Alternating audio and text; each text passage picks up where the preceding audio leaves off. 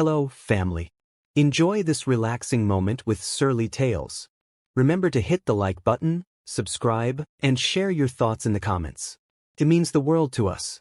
Also, share this video with your friends and loved ones, and turn on post notifications so you don't miss future videos from us. Thank you as you do so. Sit back and relax as we dive into the story. Tunde had always believed he was destined for greatness. Born in the bustling heart of Lagos, Nigeria, his early years were filled with the sights and sounds of a city that never truly slept. He was the youngest son of a large but close-knit family that valued education, hard work, and loyalty. Every morning, he would watch his mother rise before dawn to cook and sell akra by the roadside, a business that helped sustain them when his father's job as a low-level civil servant couldn't cover all expenses.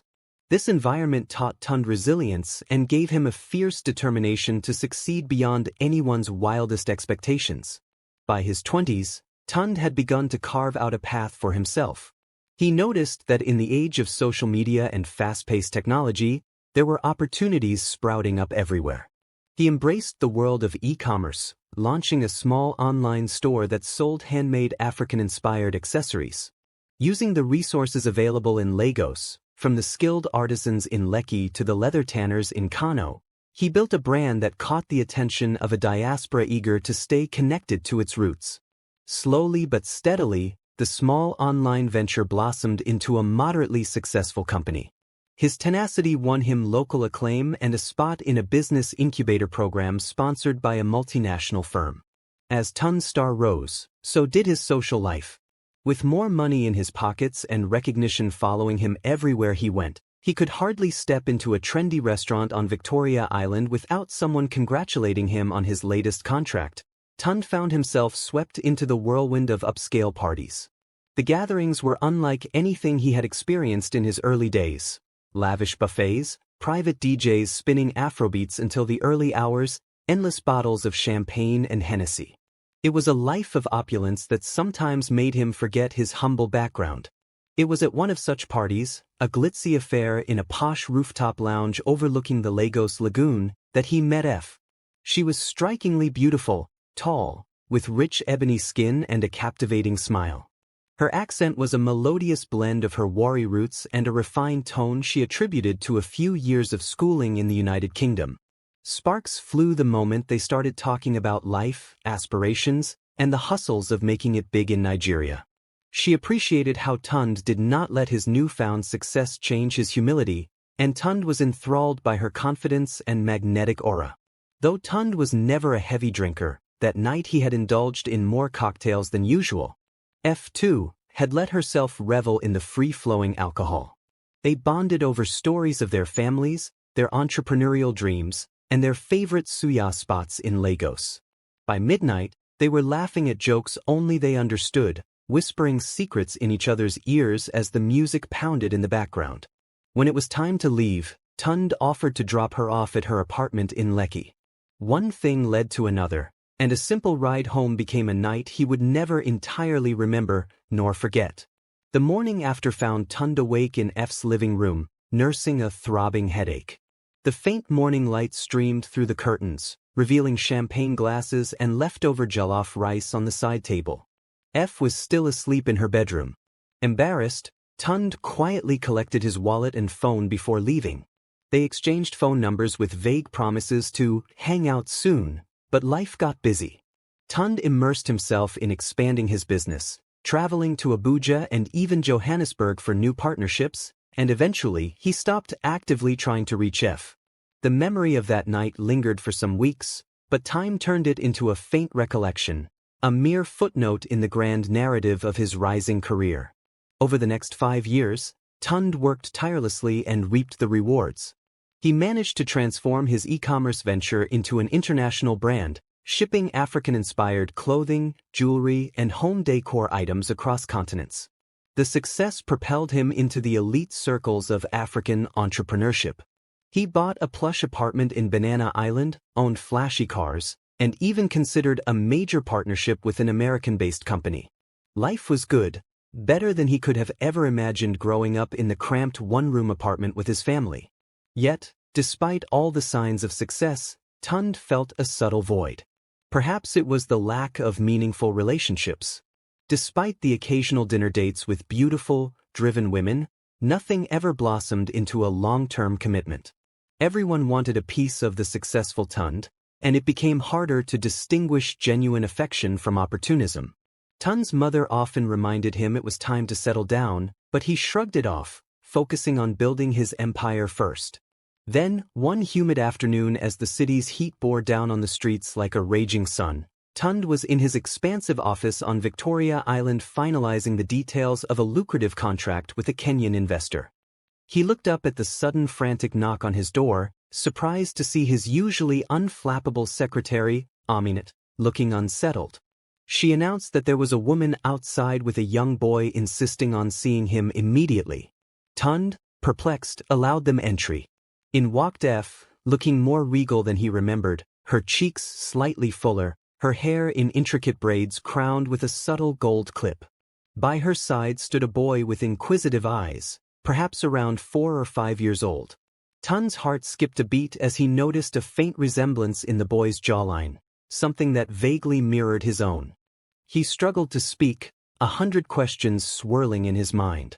Before he could formulate a coherent sentence, F fixed him with a resolute gaze and said, "Tunde, meet your son, Uche. And I want half of what you've got." It was a statement that shattered the relative peace Tunde had enjoyed. The immediate wave of confusion, anger, and even guilt left him momentarily speechless. F stood there, unyielding, awaiting a response that Tunde could not yet provide. Little did he know, this was just the beginning of a saga that would turn his carefully constructed life upside down in ways he never imagined. Tunde felt his throat tighten as soon as the words left F's mouth. The well-decorated office that had once represented the pinnacle of his accomplishments now felt stifling. His eyes darted between F and the young boy, who stared innocently back at him. 1,000 thoughts collided in his mind. Could this truly be his child? Why did she demand half his fortune? And why now, after so many years of silence? F took a seat without waiting for Tunde's invitation. She pressed her manicured nails against the glass desk, tilting her head in a way that suggested she meant serious business. Tunde motioned for her to wait while he escorted the boy to a small lounge area adjacent to his main office. He asked his secretary, Aminat, to keep an eye on the child and perhaps offer him a snack. The boy's presence alone was disruptive enough. Tunde needed privacy to unravel the mystery F had just presented. Returning to the office, Tunde closed the door behind him. The hush in the room was almost suffocating. He stared at F, who seemed much more poised than he was. "Start talking," he finally managed to say, leaning against the desk. "Explain all of this. From the top." F took a deep breath, then began recounting her side of the story. After their drunken fling, she had discovered she was pregnant about 2 months later. Initially, she tried reaching out to Tunde, but he had been traveling frequently. According to her, phone calls went unanswered, and messages were left without replies. She said she eventually decided to raise the child on her own when she realized Tunde was too preoccupied with building his empire. Yet, the complexities of single motherhood became overwhelming. Her family was supportive, but not enough to bear the financial weight of raising a child, especially after the oil company she had been working for downsized, leaving her jobless. Skeptical, Tunde questioned the timeline. He remembered being busy, but not to the extent that he would ignore someone reaching out with such grave news. F shrugged. "I tried, Tunde, I honestly did. If you had paid attention, maybe you'd have found my messages. Or we could have resolved this differently. But now I'm here, and I need what is due to my son.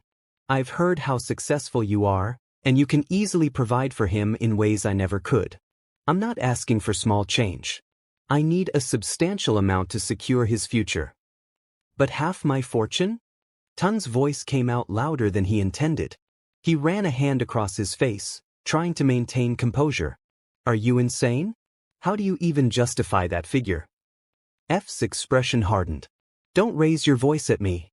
For 5 years, you didn't care whether we ate or if Uche had a decent roof over his head.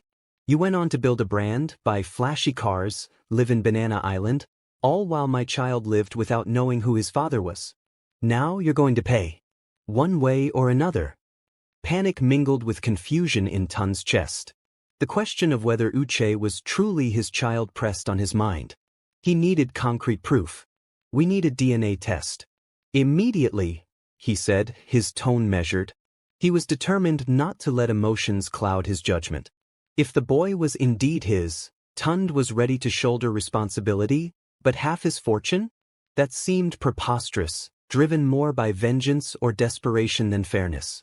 F smirked as if expecting the demand for a paternity test. "Fine," she said. "But once the test confirms it, don't think I'll let you get away with anything less than what I asked for. Uche deserves the best. He deserves the life you can provide." At that moment, Tunde felt a wave of guilt, but his business acumen quickly kicked in. "We'll see about that," he replied, rummaging through his phone to schedule a test at a reputable hospital. His thoughts also drifted to his legal team. If the child was his, F's demands might trigger a complicated legal battle. Once the tension in the room subsided, Tunde requested F's contact details and offered to put them up in a decent hotel until the test results came back. F declined the hotel. "We're staying with a relative in SURLEY for now. I don't want you to think I'm here to enjoy your luxury. I just want justice." After she left with Uche, the office felt larger and emptier than before. Tunde returned to his desk, but the rows of spreadsheets and emails filled with business jargon now seemed trivial compared to this new crisis. Memories of that night, her laughter, her captivating charm, came rushing back. Had he really ignored her calls?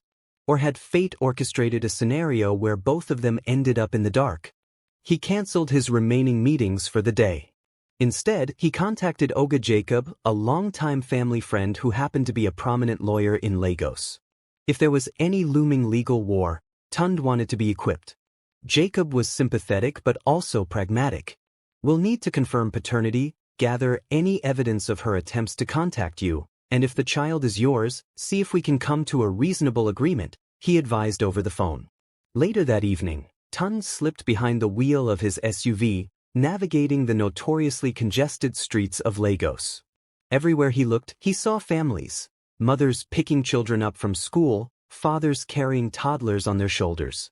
The everyday scenes of familial bonding that had once barely registered now felt like giant billboards reminding him of his obligations. Could he have unknowingly abandoned his own child? Upon reaching home, Tunde tried to settle into his usual routine. A quick shower, a Nigerian dish of EBA and egusi soup for dinner, and a glass of juice while checking the latest business news. But none of it soothed him. His mind was stuck on the echoes of F's accusatory words and the silent stare of Uche. Sleep came late, haunted by half-formed images of a child reaching out for him. One thing was certain, Tunde's world was no longer the same. The clarity and control he had prided himself on were slipping away. Whether F's demands were justified or fueled by resentment, he would soon find out, but the mere thought of the potential upheaval gnawed at his conscience. A father? Could he be a father?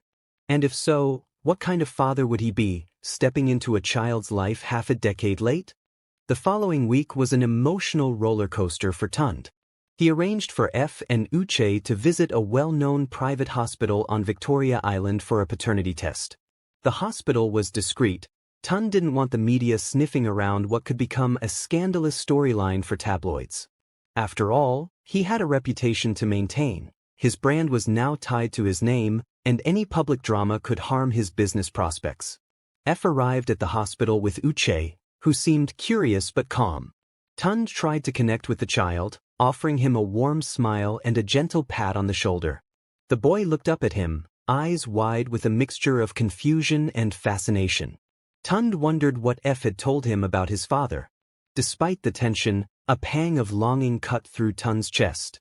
He couldn't help but notice the resemblance, the boy's eyes, the structure of his forehead. It was uncanny, and it frightened him how easily he could see himself in Uche's innocent face. The test itself was straightforward, cheek swabs and blood samples. The results, the lab technicians assured, would be ready within a few days. The waiting was excruciating. Tunde buried himself in work, traveling to Abuja to finalize a partnership with a global shipping company. He gave interviews about Africa's burgeoning e-commerce scene and how his company was a prime example of harnessing local crafts for global consumption. Yet, behind the confident facade he presented, his mind churned with worries. The day the results were due, Tunde felt as though he carried a weight the size of Olymo Rock on his shoulders. He sat in the hospital's waiting room, its pastel walls doing little to calm him. F was seated across from him, wearing a tight-fitting encre dress. She was oddly composed, scrolling through her phone while Uche napped on her lap. Tunde tapped his foot on the linoleum floor, wishing time would either speed up or freeze altogether. Finally, the lab technician walked in, folder in hand. "The results are in," she said, with a neutral expression that betrayed nothing. She guided them into a small consultation room. Tunde could hear his own pulse pounding in his ears. F looked up, her knuckles white from gripping her phone. Uche was still napping. They'd told him this was just a hospital visit to see if everything was okay. The technician cleared her throat. According to the DNA test, the probability of paternity for Tunde Adewale is 99.99%. Mr. Adewale, you are indeed Uche's biological father. Tunde felt the world tilt for a moment. He reached for the chair behind him, slowly sinking into it. Even though he had suspected this, hearing it stated so conclusively shook him to his core. F let out a breath she'd seemingly been holding for years, and for the first time since their reunion, Tunde noticed her eyes welling up with tears. She quickly blinked them away. They left the room with different expressions on their faces. F's was a complicated blend of relief and vindication, while Tunde's was laden with guilt, fear, and a strange speck of gratitude that he had a son, a piece of him living in this world. However, gratitude was overshadowed by the harsh reality of F's demand. She still wanted half his fortune, and now he had no ground to dismiss her claim outright. On the drive back, Tunde offered them a ride, but F declined. She said she needed to get back to her relative's place, and Tunde could sense the invisible wall of resentment between them. He insisted, however, that they talk properly soon, somewhere neutral, to figure out a plan for Uche's future. F agreed, but her voice was cold. That evening, Tunde locked himself in his Banana Island apartment, ignoring calls and messages from business partners. His entire life had changed in a single day. He was a father. Could he have been there for Uche from the start if not for some miscommunication or negligence on his part? The questions tormented him. And then there was the matter of F's staggering demand. "Half my fortune," he muttered to himself, pacing across the marble floor. "That's insane." His phone buzzed with a call from his lawyer, Jacob. "I've got the results," Jacob said curtly. "We need to discuss this in person. Have you thought about how to handle her demand?" Tunde sighed, rubbing his temple. "I can't just fork over half of everything I own. That's not even about the money alone, it's about principles. But I do want to take care of my son. I want to be a part of his life." Jacob offered legal options, negotiations, mediation, or even taking the matter to court if F refused any settlement less than half. Yet, Jacob cautioned that a public legal battle could damage Tunde's brand. The thought of newspaper headlines, e-commerce tycoon accused of abandoning child, made Tunde's stomach turn. A few days later, they arranged a meeting at a quiet upscale restaurant in Victoria Island, hoping the neutral territory would keep tempers in check. Tunde arrived early, wearing a neatly pressed shirt and trying to compose himself. F walked in with Uche, whose eyes lit up at the sight of the fancy decor. Tunde stood, waved them over, and directed them to a secluded corner booth. They started with small talk, mostly directed at Uche, his favorite cartoons, the foods he liked, the places he wanted to visit. Tunde felt an odd warmth bloom in his chest whenever Uche smiled. It seemed surreal that this energetic little boy was his son. F allowed him that small moment of bonding, but Tunde could sense her impatience. After ordering some drinks, F asked Uche to play on her phone while she spoke with Tunde. She laid out her position clearly. "I'm not comfortable trusting you with child support payments alone. I know how men behave once the court drama is over. I've watched enough women struggle to get the money they were promised. I believe Uche deserves immediate financial security that you can afford." Tunde clenched his jaw. "I get that you've struggled. I'm sorry about that. But expecting half my fortune overnight is excessive. I'm more than willing to provide for him. I'll set up a trust fund, pay for his education, healthcare, everything. But please be reasonable.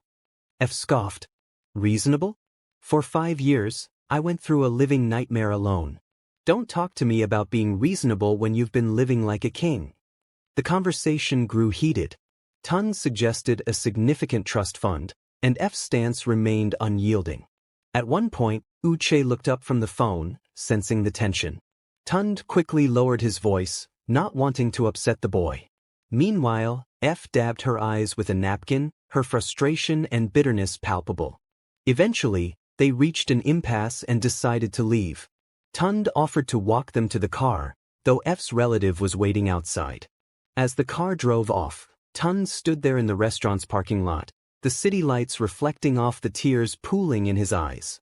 Everything seemed in disarray, but he was more determined than ever to resolve this, for Uche's sake, if for nothing else. The next week brought about a flurry of legal and personal maneuvering. Tunde's lawyer, Jacob, arranged a meeting with F and her own legal counsel in an attempt at mediation.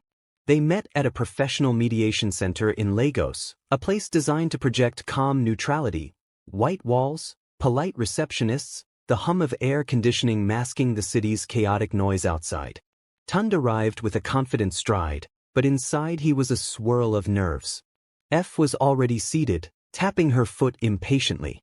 She wore a simple blouse and skirt, her hair pulled back in a tight bun. While they both waited for their lawyers to wrap up a prior meeting, they sipped bottled water in silence, avoiding eye contact. Tunde thought about breaking the ice, maybe commenting on the Lagos traffic or asking after Uche, but the tension was too thick. When both sets of lawyers joined them, the mediator explained the ground rules. Speak one at a time, try to find common ground, respect each other's viewpoints. F's lawyer, a stern-faced woman named Barrister Okafor, launched into a detailed overview of F's plight, pregnancy without support, job losses, and the psychological toll of raising a child alone. Tunde listened, fists clenched under the table. As much as he wanted to argue, he couldn't deny that F had carried a burden he should have at least been consulted on. But the claim of ignoring her calls still gnawed at him. Could all of that have simply been a massive miscommunication? Jacob responded by reiterating Tunde's desire to support his child. He laid out a draft proposal. Tunde would set up a trust fund in Uche's name, guaranteeing him education up to the university level, health insurance, and monthly maintenance. F's lawyer refused outright, insisting that half of Tunde's assets was the only acceptable figure. The mediator tried to reason that half an entire fortune was unprecedented unless they were spouses under a legal marriage. F, however, remained firm, her eyes unwavering. She felt Tunde's success was built during the same time he neglected the mother of his child. Days turned into weeks, and the mediation sessions remained fruitless. The media began to sniff out a story, though they didn't yet have the full picture. Rumors swirled on social media that Tunde was involved in a paternity scandal. His company's public relations team quickly moved into damage control, issuing vague statements about Tunde handling a private family matter and ensuring that it would not affect operations. Meanwhile, Tunde tried to reach out to F personally.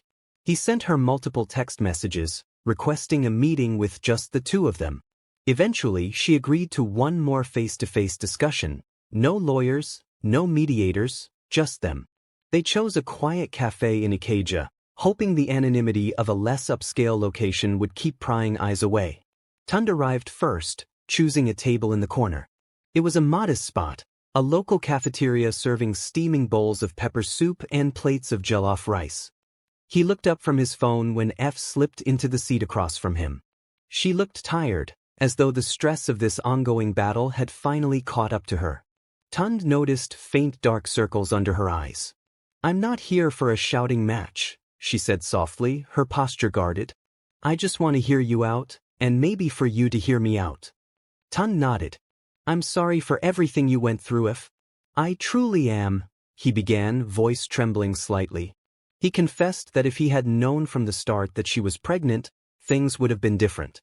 He explained how he traveled often, how sometimes messages didn't reach him, or how they got buried under the dozens of business calls and emails he received daily. It wasn't a perfect excuse, but it was all he had. F stared at her glass of water. Do you have any idea what it was like for me? Standing in line at a government hospital for prenatal checkups, scraping by on my savings, fighting morning sickness alone? Watching my friends celebrate baby showers with supportive partners while I struggled with rent. Her voice cracked. You vanished. Whether it was your fault or not, Tunde, I couldn't find you. Tunde reached out, placing a hand on hers. She didn't pull away immediately. I understand you're angry. But half my fortune is unthinkable. Let's be practical.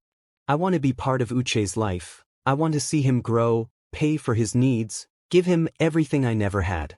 I'll be a father to him. But I can't just hand over half of everything I own. F let out a shaky breath. People might think I'm being greedy, but it's not about greed. It's fear. I'm afraid that once the dust settles, you'll go back to living your jet-setting life, and Uche will fade into the background.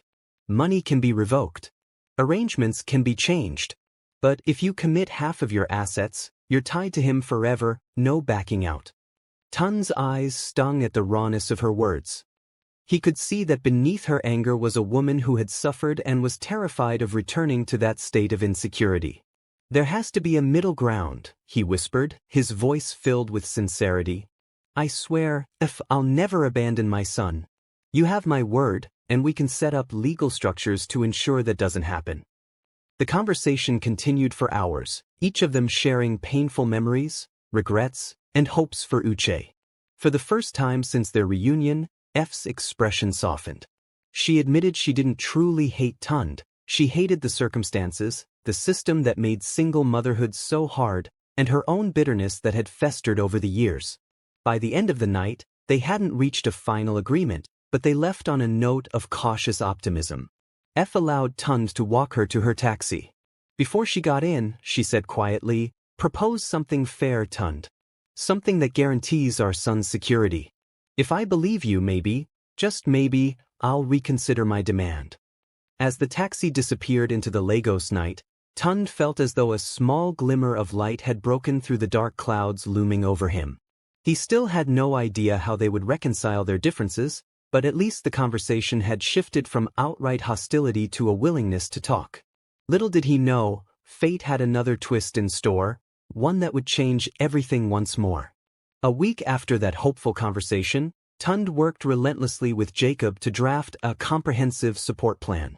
It included a lump sum payment to cover F's debts and set her up in a comfortable apartment, a monthly allowance for Uche, a trust fund that would secure his educational future up to postgraduate level, and a clause ensuring Tunde's continued involvement as a father figure. The only element missing was F's final sign-off. Feeling upbeat for the first time in weeks, Tunde arranged a small gathering for close friends and family, partly to de-stress and partly to reintroduce normalcy into his life. It was a Saturday evening, and the rooftop of his Banana Island apartment provided a sweeping view of Lagos, with glittering skyscrapers in the distance and the rolling waters of the lagoon below. His mother had prepared a spread of traditional delicacies, peppered goat meat, fried plantains, jollof rice, and palm wine, for the guests. Midway through the gathering, Tunde's phone buzzed.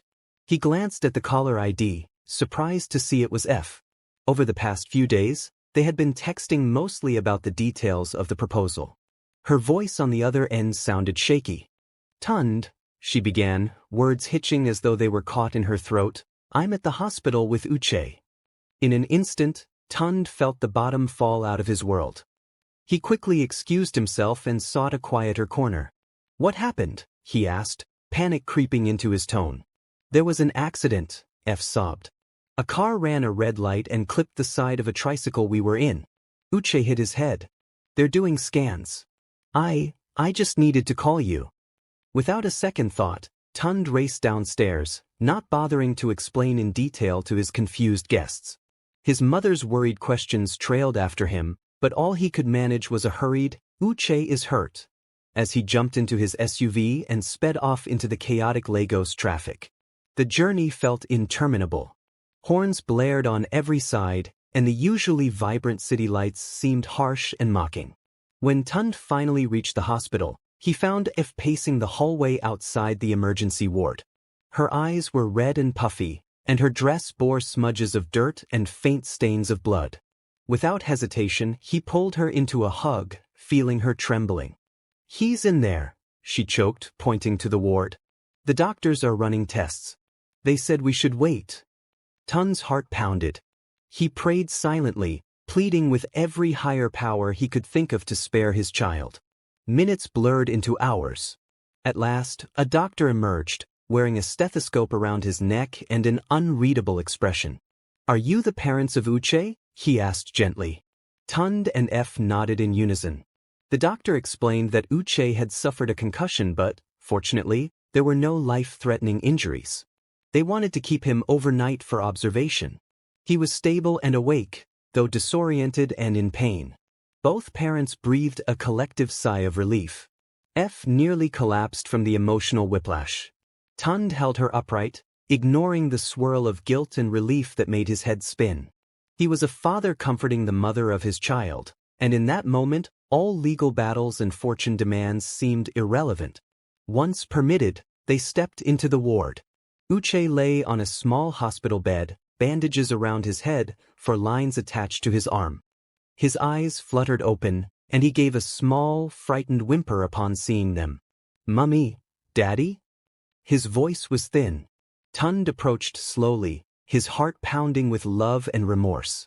F whispered comforting words, stroking his hand. "I'm here, buddy," Tunde said gently, his voice breaking. "We're both here, okay?" It was the first time Uche had called him Daddy, and that single word hit Tunde like a tidal wave. That night, Tunde refused to leave the hospital. He dozed off in a chair while F slept fitfully on a couch nearby. Nurses came in and out to check on Uche's vitals, adjusting his medication. Each beep of the monitors reminded Tunde how fragile life was. By morning, Uche's condition had improved enough for him to crack a shy smile when the nurse brought breakfast. F clung to Tunde's arm as the doctor explained the next steps for recovery. Over the next 2 days, the tension that had existed between Tunde and F visibly thawed. The crisis had stripped away pretense and forced them to focus on what truly mattered, Uche's well-being. They discussed practicalities, taking turns watching Uche, and F even allowed Tunde to pay the hospital bills without protest. It was a stark contrast to the combative stance she'd held just a week before. On the 3rd day, Uche was discharged with instructions for follow-up visits and plenty of rest at home. Tunde offered to drive them both to F's place, and she accepted. When they arrived in the modest SURLEY neighborhood, Tunde carried a sleepy Uche inside. The living quarters were cramped, with peeling paint on the walls and a single standing fan that barely combated the Lagos heat. Realizing how he had been living in luxury while his son existed in these conditions tore at Tunde's heart. F's relatives, including a watchful aunt, greeted them, fussing over Uche's bandages. Tunde politely introduced himself, sensing their guarded acceptance. The aunt had heard about the father's return, and her stern expression softened slightly when Tunde spoke gently to Uche, promising to come back with some new toys and educational materials. Before leaving, Tunde turned to F and said quietly, "We need to finalize our agreement, but I want you to know that my priority is Uche. This accident made me realize how fleeting life can be. We can't waste time fighting when we could be building a better future for him together." F nodded, a hint of tears in her eyes. "Thank you, Tunde," she whispered, "for being here, for stepping up." As Tunde drove away, he felt an odd sense of peace, mixed with a determination to settle things amicably. The accident had jolted both of them into confronting what truly mattered. Half his fortune or not, Uche was their responsibility, and a child deserved more than 2 parents locked in an endless battle. But just when Tunde believed they turned a corner, the unexpected twist arrived, something he never saw coming, something that threatened to upend their fragile truce and reshape the entire narrative of his life yet again. A few days after Uche's discharge, Tunde was in his office, finalizing details for the trust fund and child support plan with Jacob. He was eager to have the paperwork ready so he and F could sign everything and move forward. He had even looked up new apartments in safer neighborhoods, places with playgrounds where Uche could grow up with plenty of space. The atmosphere was light, Jacob cracked jokes about Tunde transitioning from a busy entrepreneur to a doting father. Tunde grinned, thinking about the times he had visited Uche in the past week. They had shared laughter over a board game, watched cartoons on Tunde's phone, and indulged in sweet treats. For the first time, Tunde was discovering the simple joys of parenthood. Suddenly, the office door flew open. Aminat, looking flustered, rushed inside. "Sir, there's someone here to see you. She says it's urgent." Tunde frowned at the intrusion. "Who is it?" he asked, exchanging a puzzled glance with Jacob. Aminat swallowed, as though picking her words carefully. "She says her name is Bola, and she claims you have a son together." Tunde froze, dread wrapping around him like a snake. Jacob straightened, eyebrows shooting up. "Another son?" Tunde whispered in disbelief. He felt as if someone had knocked the air out of his lungs. He stood, heart pounding, and walked to the reception area where a young woman in her mid-20s stood, wringing her hands anxiously. She wore simple jeans and a blouse, her face etched with worry. Upon seeing Tunde, she rushed forward. "Tunde, we met 2 years ago at a conference in Abuja. Don't you remember me? Bola from Ibadan? The one who pitched the investment opportunity for." Tunde's memory stirred. He did recall a brief conference in Abuja where he had mingled with various entrepreneurs. He remembered Bola as a bright, articulate woman. But a child? He couldn't place how or when that might have happened. Clearing his throat, he tried to keep his composure. "Bola, can we speak privately?" He gestured toward a corner, away from prying eyes. Once they were somewhat secluded, Bola took a shaky breath. "I tried contacting you, but you changed your phone line. I emailed your company, but never got a reply. I have a child. His name is Kabir, and he's yours." She reached into her handbag, pulling out a photograph of a small boy with big, curious eyes. "He's about 1.5 years old. I've been struggling, Tunde. I need your help." Tunde's mind went numb. It was almost too much to process. He didn't recall any intimate encounter with Bola, but then again, business trips were often accompanied by after-parties and social gatherings. Could it have happened? The memory was murky at best, but in the midst of his denial, he felt a pit forming in his stomach. The scenario with F had proven how easily life could slip out of his control. Could this be a second ordeal? The commotion drew Jacob's attention. He approached them and introduced himself to Bola, calmly asking for details. Bola explained she had been part of a group of young entrepreneurs whom Tunde had mentored briefly. One night, after networking events and a few celebratory drinks, things had gotten personal. "It wasn't like a planned fling," she said, voice cracking. "But it happened. I found out I was pregnant months later, and by then, you were unreachable. I tried, Tunde, I tried to tell you." The weight of it was suffocating. Tunde could already envision the headlines if this got out. Another child? Another scandal? And what about F? She would likely feel betrayed or think he had played her for a fool all this time. Jacob took the lead, asking Bola if she was willing to undergo a DNA test to confirm paternity. She agreed without hesitation. In fact, she insisted on it, saying she just wanted to do right by her son. They scheduled a test for the next day, Tunde too stunned to argue. After Bola left, Tunde slumped into his office chair, burying his face in his hands. Jacob patted his shoulder sympathetically. "One crisis at a time, Tunde," he offered, though his tone was laced with concern. That evening, Tunde debated whether to tell F immediately. Honesty was crucial, but he worried this news might shatter the fragile trust they had built. In the end, he decided to wait until the DNA results came in. If the test proved Bola's claim was false, there was no need to further complicate matters. The next day, Tunde and Bola arrived at the same private hospital where Uche's test had been done. The staff recognized Tunde, and he braced for their curious glances. Once again, cheek swabs and blood samples were taken. Then came the agonizing wait. Bola appeared earnest, even apologetic. She explained how she had no intention of blackmailing him. "I just want Kabir to have a decent life. I'm drowning in bills, and it's not fair to him. He deserves better." Tunde saw the desperation in her eyes and hated that this had become a pattern in his life. When the results finally arrived, They confirmed Tunde's paternity with a probability of 99.99%. Lightning had struck twice. Tunde was father to another son, a toddler this time. For the second time in a matter of weeks, Tunde felt his world teeter on the edge of chaos. He cursed his past carelessness, his reliance on late-night parties, and the ephemeral connections he had made without considering future consequences. He immediately informed Jacob, who grimly advised him to come clean to F.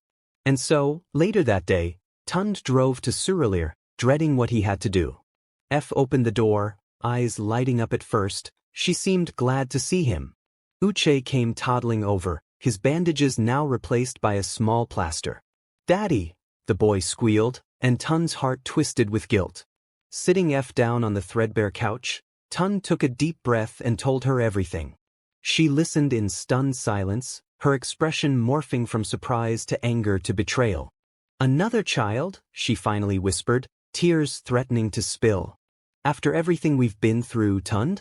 How could you be so careless?" Tunde finished for her, voice shaking. "I know. F, I'm sorry. It happened before I even knew about you and Uche. I had no idea Bola was pregnant. But it's real, and now I have 2 children." F pressed her lips together, as though biting back a stream of hurtful words. She stood, arms folded, looking out the small window at the busy street below. "So this changes things. You'll be supporting both children now. Are you going to give her half your fortune too?" The sarcasm sliced into Tunde's heart. "Please, don't be like that," Tunde said, pleading. "I'm trying to do the right thing for everyone. I didn't plan this. You never planned anything," F snapped, tears rolling down her cheeks. "That's the problem, Tunde. When do you think about consequences?" A tense silence followed. Uche watched them with wide eyes, sensing the hostility. F's aunt peeked in, asking if everything was all right. F quickly said they were fine, though clearly, they were not. She turned to Tunde, voice wavering. "You know what, let's finalize the agreement for Uche. If you have new obligations, that's on you. But don't you dare reduce what Uche is due, not by a single naira." Tunde nodded stiffly. "I won't. I promise." 2 days later, F signed the revised agreement. She backed away from the initial demand for half Tunde's fortune, settling instead for a substantial trust fund, monthly support, and co-parenting rights that gave Tunde shared custody and involvement in Uche's life.